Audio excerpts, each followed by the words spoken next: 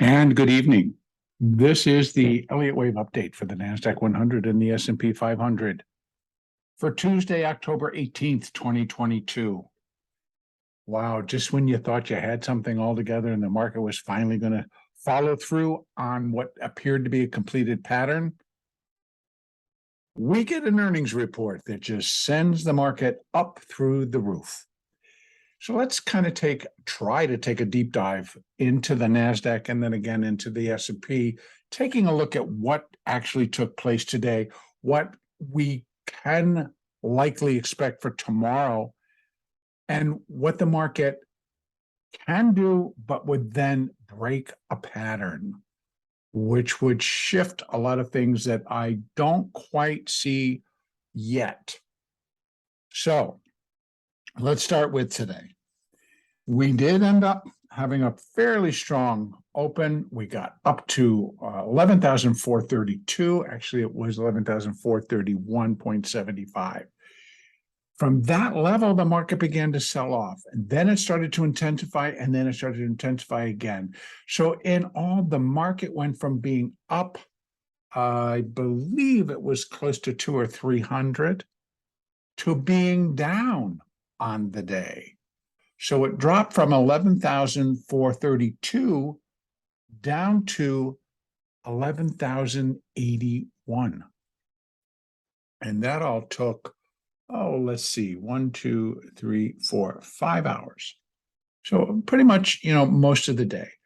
So at that level, it looked fairly clear that we had a reversal on our hands, a strong reversal on our hands, and then the completion point for what I would be labeling as minor wave C and intermediate wave 4. So here we are looking at, wow, we're in the beginning stages of an intermediate fifth wave down. Bam, no, maybe not. So here we stand. Now, we have Tesla tomorrow, but Netflix today, they're still out there buying it. And Netflix, they guided, they are looking at great earnings, which to me, I'm like, okay, I like people that they want to guide forward and they want to present a really rosy picture against what we're confronting makes me question the deal. So, but everybody's jumping on board. And that whole process, right? We get banks that are coming in better than expected, looking healthy, everything's fine. That's going to pass over. Now, Netflix, big tech, whatever, comes out, hey, we beat by $1. Earnings, they beat by $1 over estimates.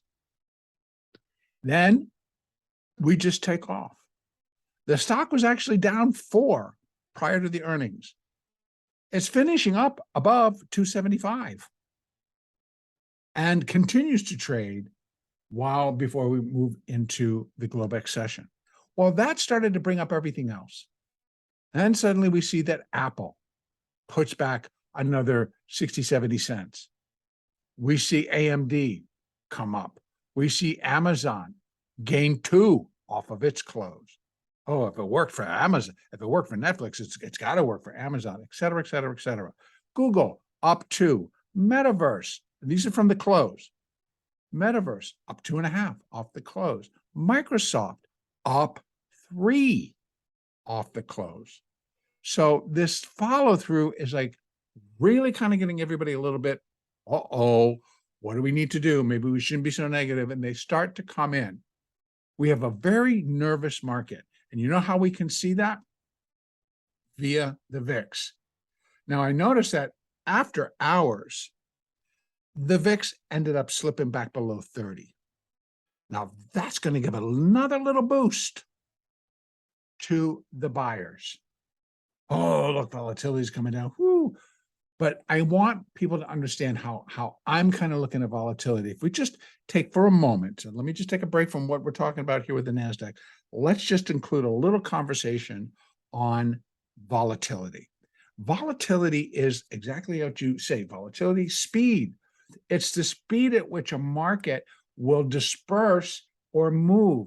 It's if we have a mean, how many standard deviations can it go and how quickly can it get from one to the next and come back? And so volatility is a function when I'm trading the futures, for me, how fast this market is moving and how far it can go in that move.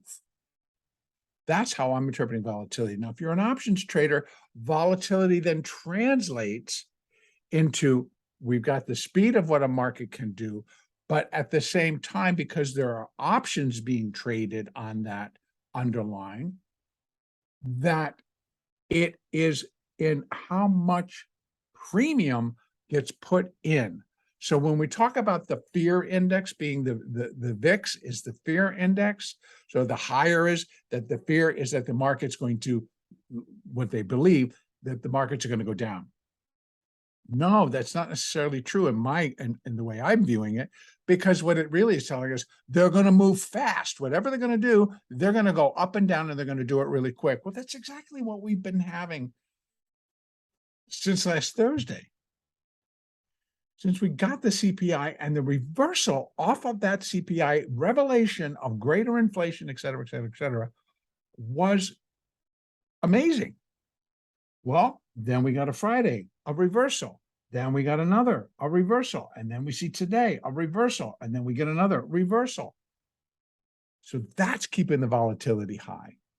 So it is really just the way I'm viewing it. It's a functionality of, it is still a fear index, but it could also be the fear of the market going up, the fear of the market going down.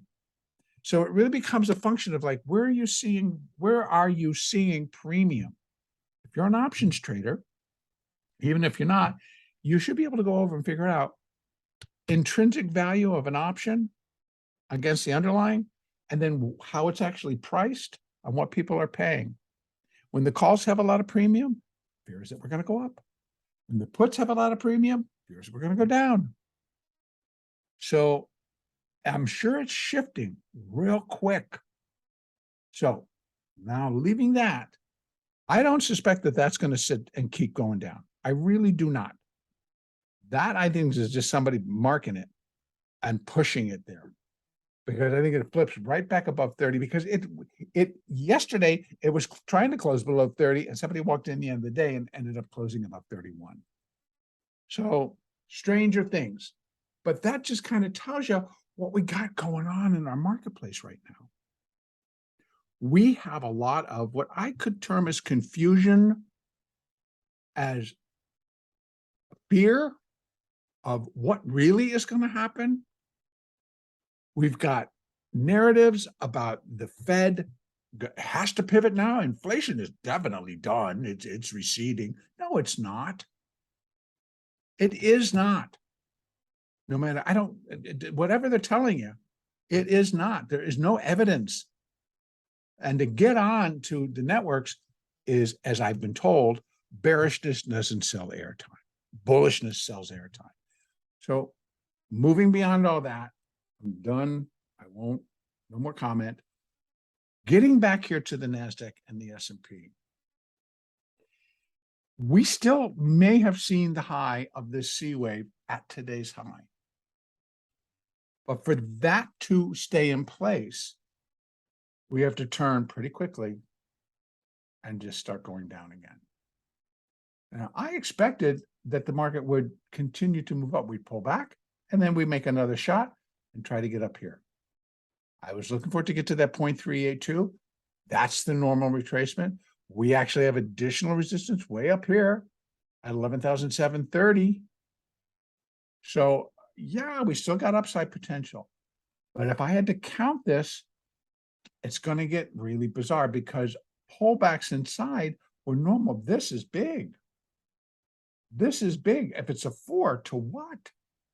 To a third. So what's this 1, 2? And these are teeny tiny. And then we get a 3 and a 4. And then now we're going to do the 5. Possibly. Is this another reaction, or due to the increased volatility in the market, that it's now extending and squeezing and doing all kinds of things to the wave count? Very possible. But I'm not walking away from that this is corrective as a whole. Now, one theory that I'd heard, what if this is just wave one of C? Well, then it's not a fourth wave. I'll tell you that. It's not a fourth wave. So it takes me back where I then need to take a look, and I'll show you. I have to take a look at the whole thing.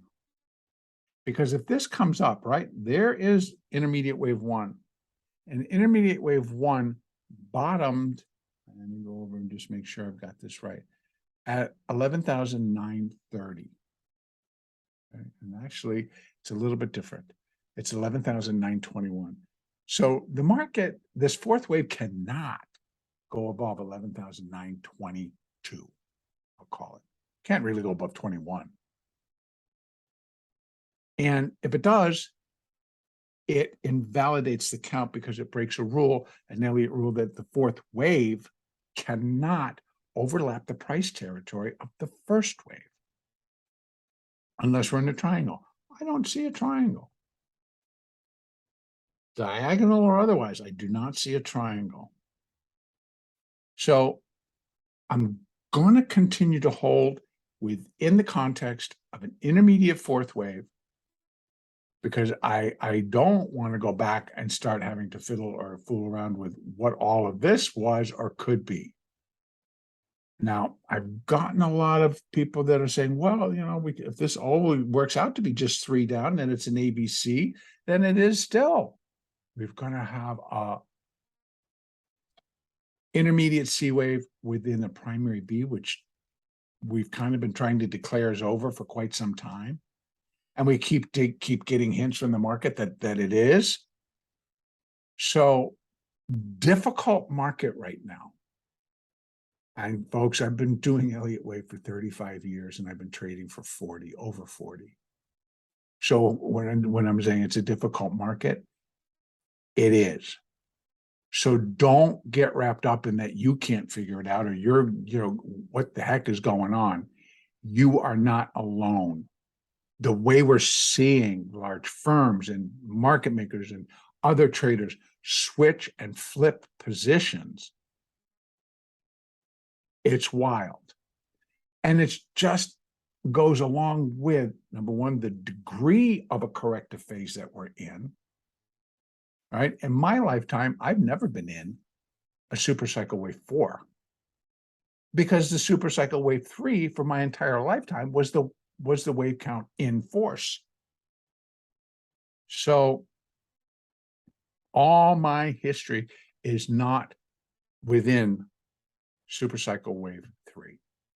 So I'm into trading, and most of people that are my age, a little bit older and younger, we've never experienced it either. So putting it together can begin to show its constraints, its confusion, and everything. So I pull out all the stops on my knowledge of Elliott, on my knowledge of Fibonacci, and how I understand the characteristics and personalities of each of these waves. That continues to follow through.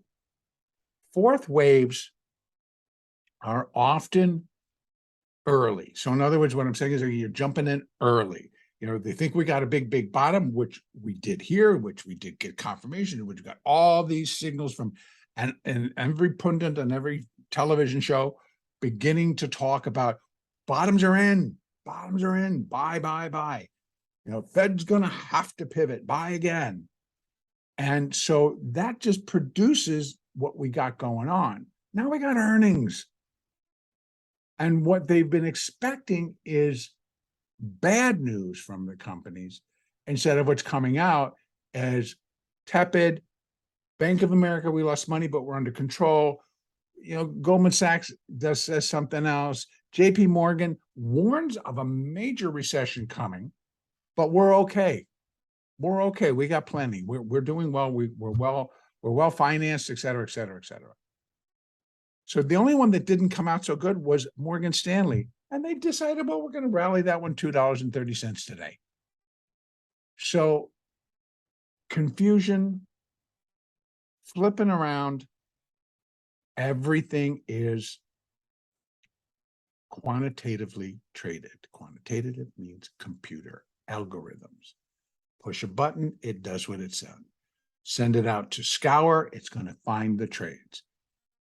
And then it'll take the trades. So again, we are working against a lot of different factors, but it truly does not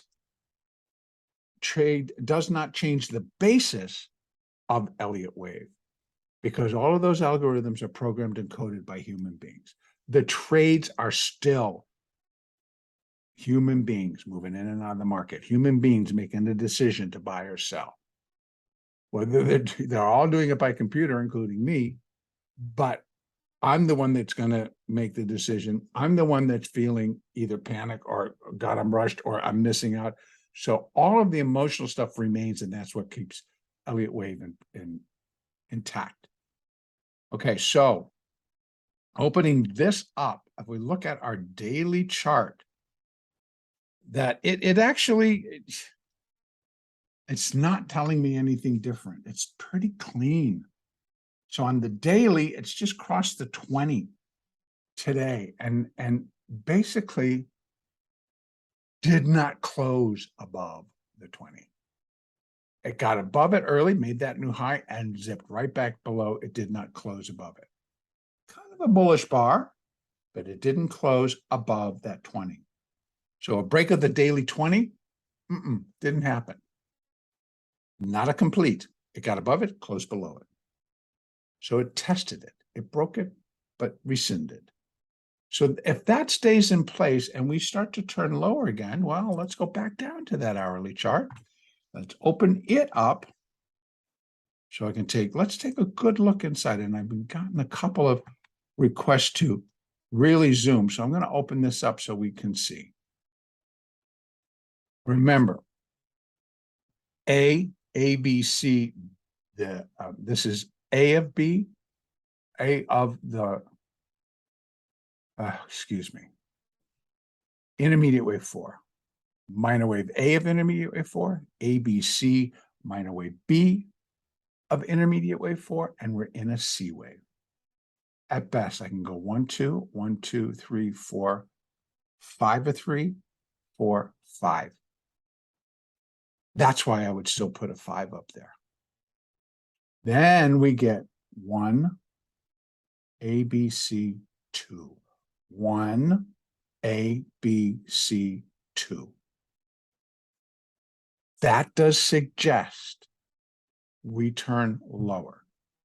If there's continued upside and it breaks above 11,434, then I'm going to have to go back and count this as the third. This is a 4, and we still have a 5th wave. That is likely going to get us up here. These moves, when they opened in Globex yesterday, they gapped higher, and then they kept pushing higher.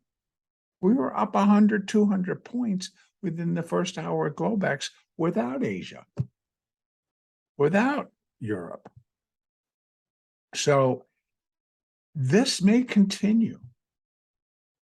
And traders are going to trade the way they see fit and what their positions are kind of telling them. So here's what we got. I'm not labeling any of this yet. I need more from the market before I can put it in.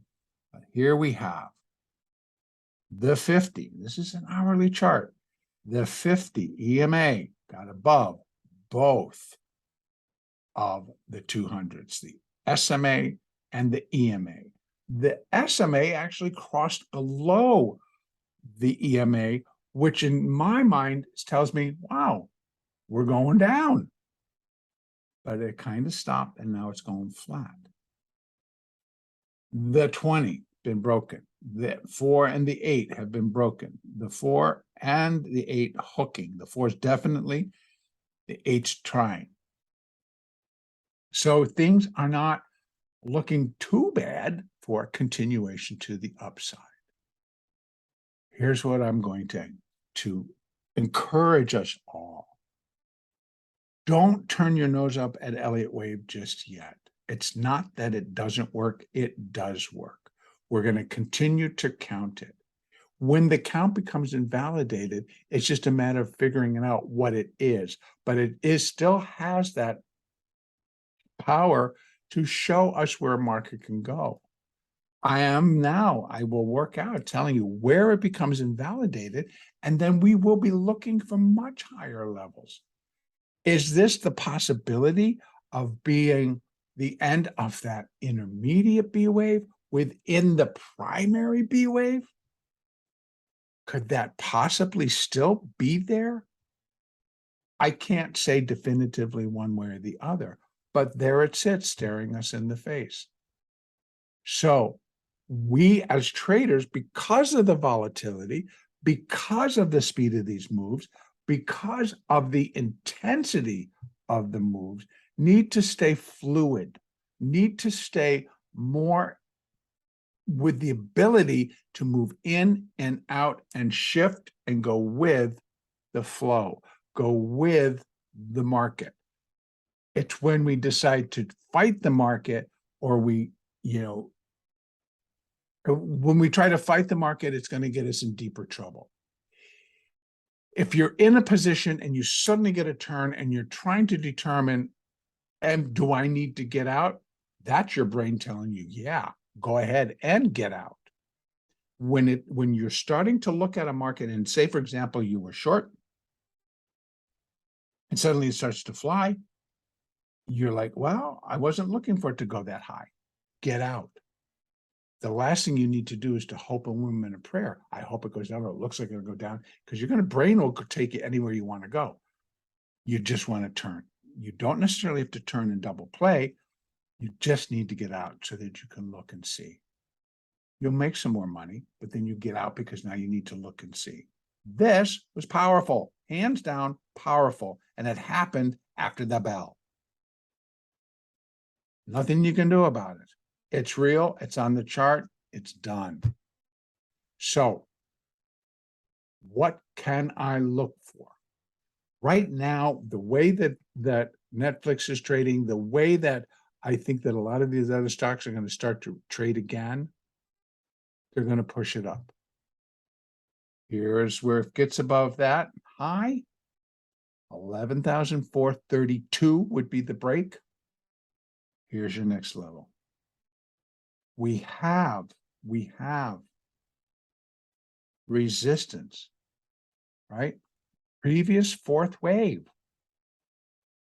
That, my friends, is at 11,029, so 11,030.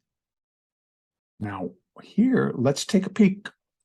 What can't the NASDAQ do? Remember, I just said it cannot go above 11,920, 21.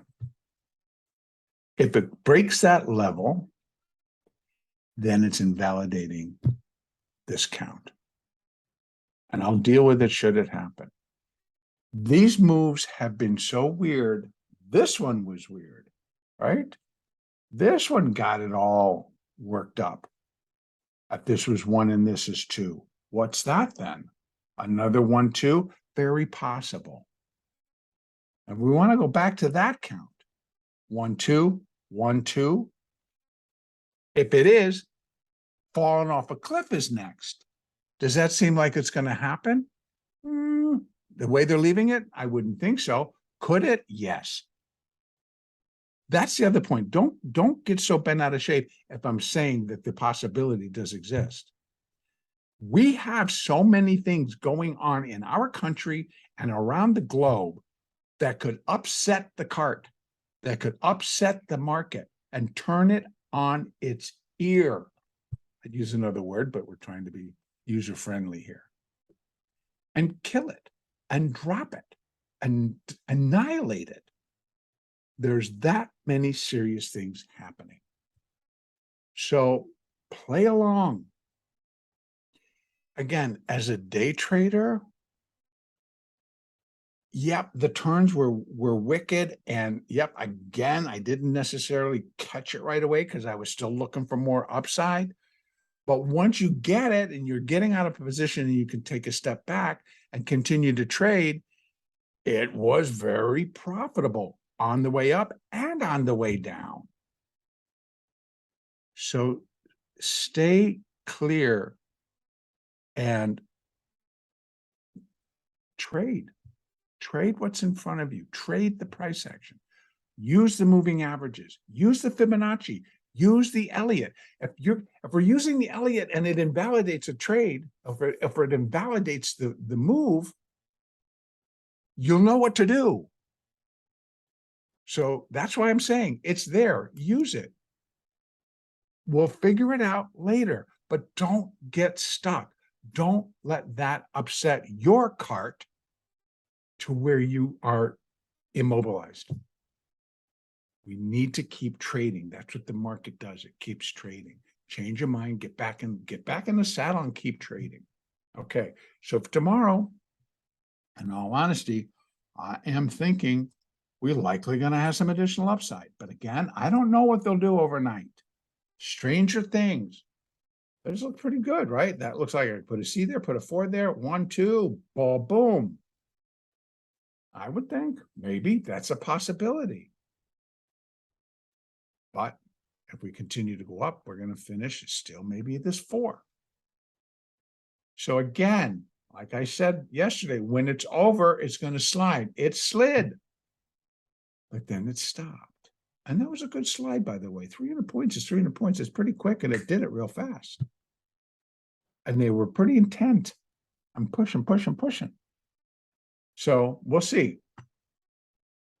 Over in our friend, the S&P, it wasn't as severe here.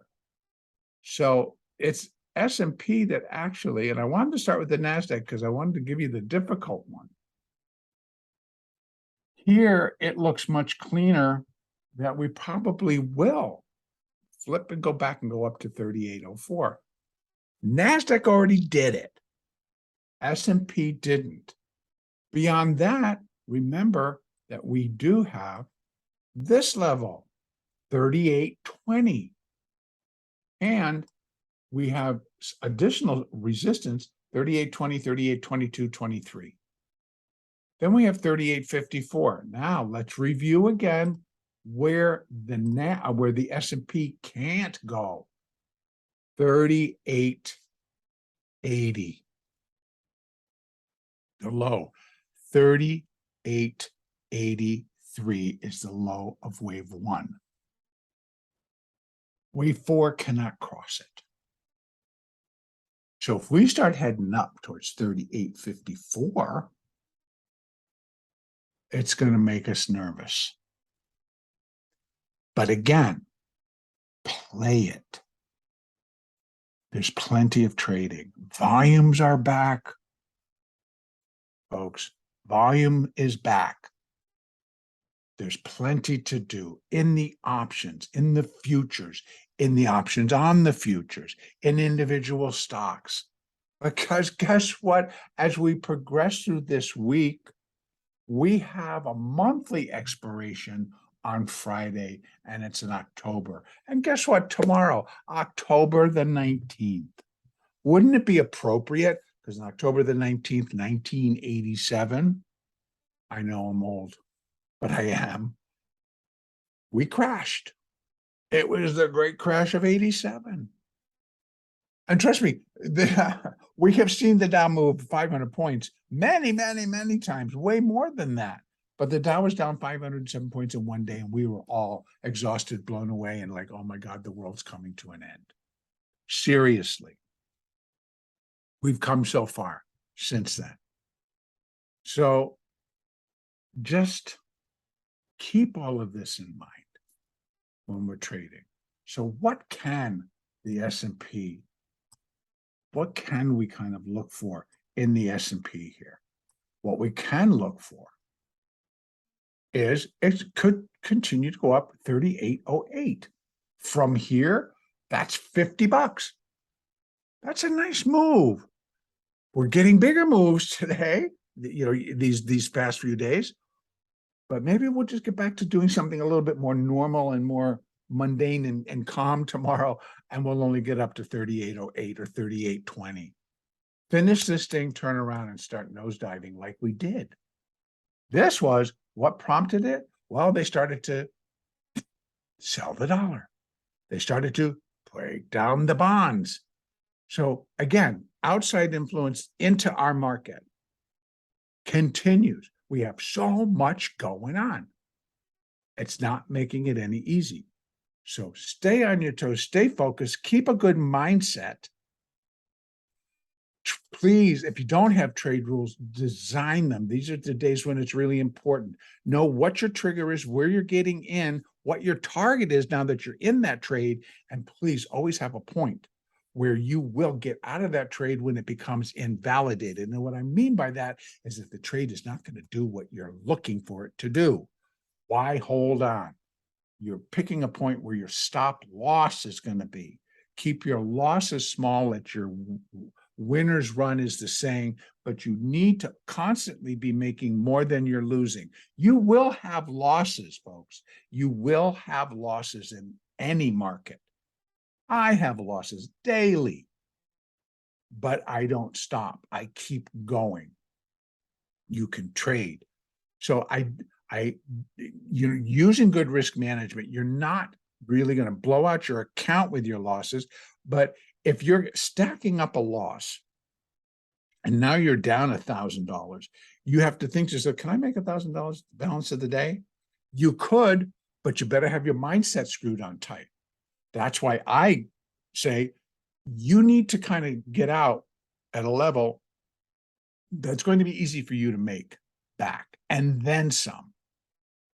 Your goal is to constantly be your wins outweigh your losses. You may have 10 losing trades, but you had 3 winning trades and you still come out a winner on the day. I'm serious on all of that. S&P. If indeed this is 5 and this is 1 and this is 2, because by the way, look, ABC, it's pretty clean. ABC. Want to look at that one? You want me to blow it up a little bit more? ABC. It's a 3 wave right now. Now this could keep going and turn it into something different. But right now it's an ABC. If they don't decide they want to not take it up higher, and for whatever the reason is, they decide to bring it lower, then it's going to be left as such. Then we're looking for another little swing lower. But keep in mind, we have support for all these moving averages. We have support here, coming off. We were going pretty quick, but look where it stopped. At the 50.